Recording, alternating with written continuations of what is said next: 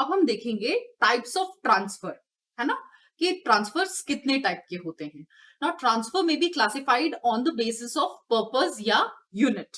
ठीक है, तो पहले हम देखेंगे on the basis of purpose, purpose के बेसिस पे किन किन टाइप के ट्रांसफर्स होते हैं। पहला है उसमें production transfer. A shortage or supply of workforce is common in different departments in a plant or several plants in an organization. So surplus employees in a department have to be laid off unless they are transferred to another department. So क्या होता है, ये हमने पहले भी बात काफी कर चुके हैं, लेकिन इसको अगर हम टर्मिनोलॉजी और डेफिनेशन के टर्म्स में डालें तो इसे हम प्रोडक्शन ट्रांसफर कहते हैं।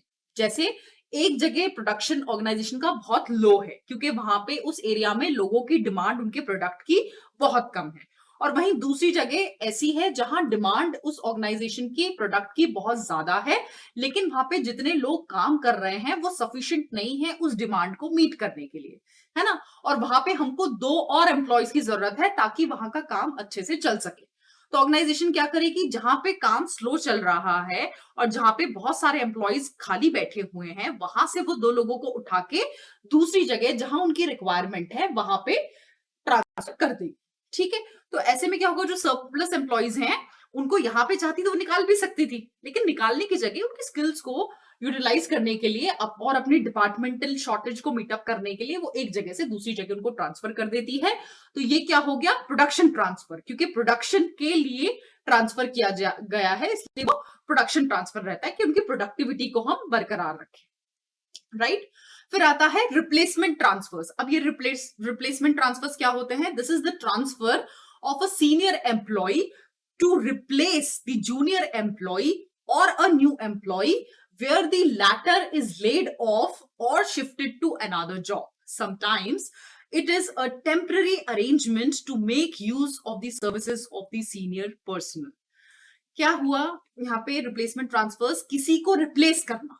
रिप्लेसमेंट ट्रांसफर जैसे कि उसका नाम है, आपने किसी को रिप्लेस किया, वहां पे उस पोजीशन पे पहले कोई और व्यक्ति काम कर रहा था, उसने छोड़ दिया मान लो, तो आप किसी और जगह से एक सीनियर व्यक्ति को उठा के उस जगह आप ट्रांसफर कर देंगे, क्योंकि वहां पे कोई और इतना निपुण व्यक्ति नहीं है जो उस काम को संभाल सके। सो हम इसे इसलिए किसी एक्सपीरियंस व्यक्ति को दूसरी जगह से उठा के यहाँ पे उसको ट्रांसफर कर देते हैं। ठीक है, या फिर कोई एम्प्लॉय है, नया एम्प्लॉय, वो छोड़ के चला गया या लेड ऑफ के चक्कर में हमने उसको निकाल दिया, तो उसको रिप्लेस करने के लिए रिप्लेसमेंट ट्रांसफर्स होते हैं, राइट। फिर नेक्स्ट है हमारा versatility transfer. Versatility transfers are effected to make employees versatile and competent in more than one skill. जैसे कि हमने पहले देखा था मैनेजमेंट ट्रेनी वाला पॉइंट जो अपन ने डिस्कस किया था, जॉब रोटेशन जो अपन ने डिस्कस किया, जहां पे क्या कर रहे हैं हम, एम्प्लॉय को एक जॉब से दूसरी जॉब, दूसरी जॉब से तीसरी जॉब, तीसरी जॉब से चौथी जॉब, अलग अलग जॉब्स का एक्सपोजर दे रहे हैं ताकि हमारा एम्प्लॉय जो है उसको प्रॉपर ट्रेनिंग मिल सके, वो अलग अलग जॉब्स में काम करके हर टाइप के ऑर्गेनाइजेशनल ऑपरेशन को समझ सके और एट द सेम टाइम वो हमें बहुत अच्छा आउटपुट दे सके। उसके लिए ये वर्सेटिलिटी ट्रांसफर्स होते हैं, बिकॉज हम अपने एम्प्लॉय को कॉम्पिटेंट बनाना चाहते हैं in more than one skill, right. इसलिए हम ये वर्सेटिलिटी ट्रांसफर्स करते हैं। आई होप आप लोगों को समझ आ गया होगा। नेक्स्ट मूव करते हैं हम to shift transfers. Shift transfers क्या होते हैं, when the unit runs in shifts. कोई भी ऑर्गेनाइजेशन क्या होता है, कई बार शिफ्टों में काम करती है ना, स्पेशली वो ऑर्गेनाइजेशन जो कि 24/7 रन करती है, जहां प्रोडक्शन चलता ही रहता है। तो वहां पे क्या होता है, उनको 24 घंटे के लिए मैन पावर रिक्वायर्ड है, लेकिन हर व्यक्ति का एक अपना कैपेसिटी होता है काम करने का। तो वहां पे वो लोग क्या शिफ्ट सिस्टम लागू कर देते हैं, है ना। 9 आवर शिफ्ट एक एम्प्लॉय की, बाकी की 9 आवर शिफ्ट दूसरे एम्प्लॉय की, और बाकी की जो टाइम बचा उसकी शिफ्ट दूसरे दूसरे व्यक्ति की, है ना। 8 आवर्स 9 आवर्स जो भी उनको कन्वीनियंट लगता है उस हिसाब से वो अपनी शिफ्ट डिवाइड कर लेते हैं। तो क्या है, जैसे मान लो आपकी है मॉर्निंग शिफ्ट, आप मॉर्निंग शिफ्ट में काम कर रहे हो, काम करते करते करते बहुत टाइम हो गया आपको, और कुछ ऐसी सिचुएशन आई कि भाई आपको दिन का टाइम आपके लिए फ्री चाहिए, आप नाइट के टाइम काम कर सकते हो। तो आप जाके अपनी रिक्वेस्ट रेज करोगे कि भाई मुझे शिफ्ट ट्रांसफर चाहिए, मेरी मॉर्निंग शिफ्ट से इवनिंग शिफ्ट कर दी जाए, I would like to work in an evening shift for coming 1 month से। तो ये ट्रांसफर क्या कहलाता है, शिफ्ट ट्रांसफर, जहां पे आपकी बस शिफ्ट बदली गई, राइट। जो भी रीजन हो XYZ उसकी वजह से। फिर नेक्स्ट है हमारा रेमेडियल ट्रांसफर्स। अब ये रेमेडियल ट्रांसफर्स क्या होते हैं? These transfers are effected at the request of the employees and are therefore called personal transfers भी बोलते हैं हम इनको। Personal transfers takes place because the initial placement of an employee may have been faulty or the worker may not get along with his supervisor or with other workers in the department. He may be getting too old to continue his regular job, ये भी एक reason हो सकता है, or working conditions may not be well adapted to his personal health. And if the job is repetitive, the employee may stagnate and would benefit by transfer to a different kind of job. तो यहाँ पे वो क्या बात कर रहे हैं remedial transverse के, इनको हम पर्सनल ट्रांसफर्स भी कहते हैं।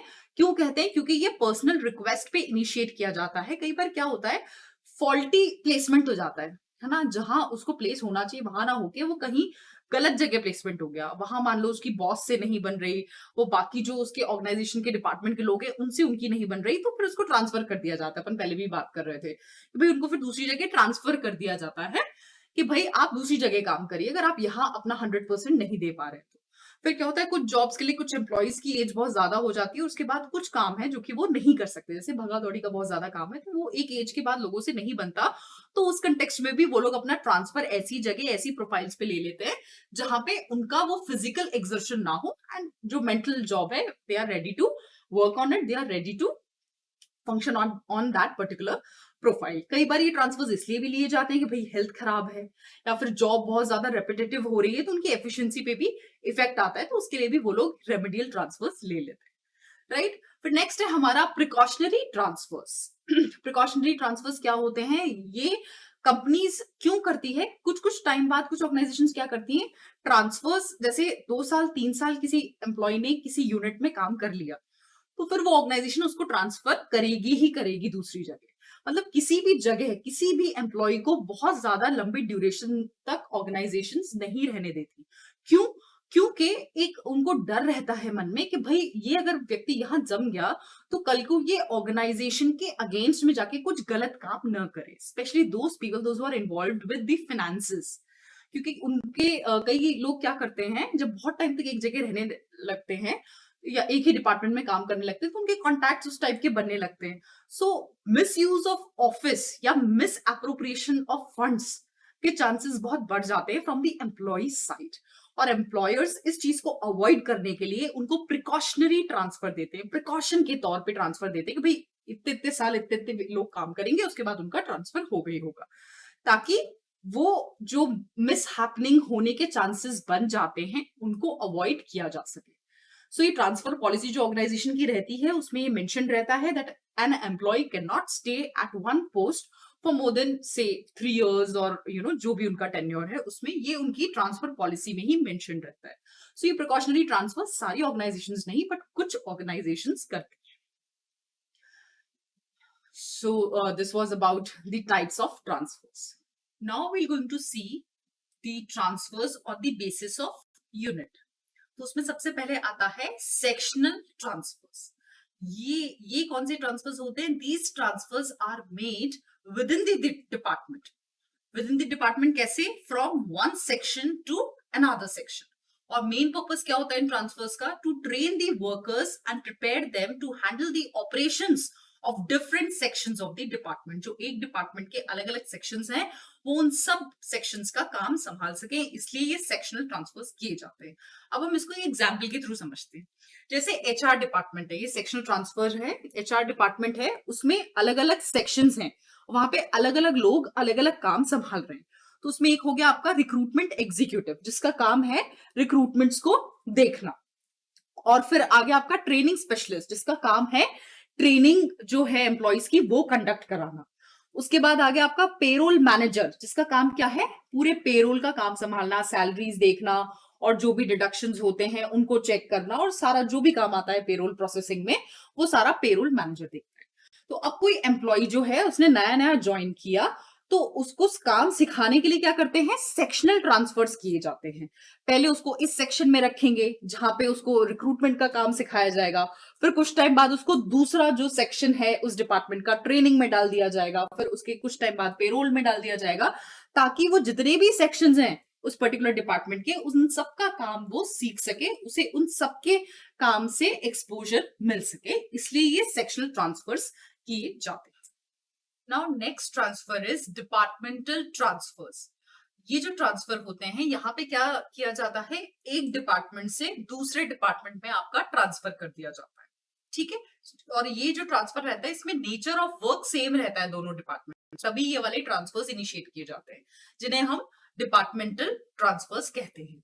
और ये मोस्टली जो रूटीन जॉब्स रहती है ना उस टाइप की प्रोफाइल्स में departmental transfers are very common. Let's try and understand this with the help of an example.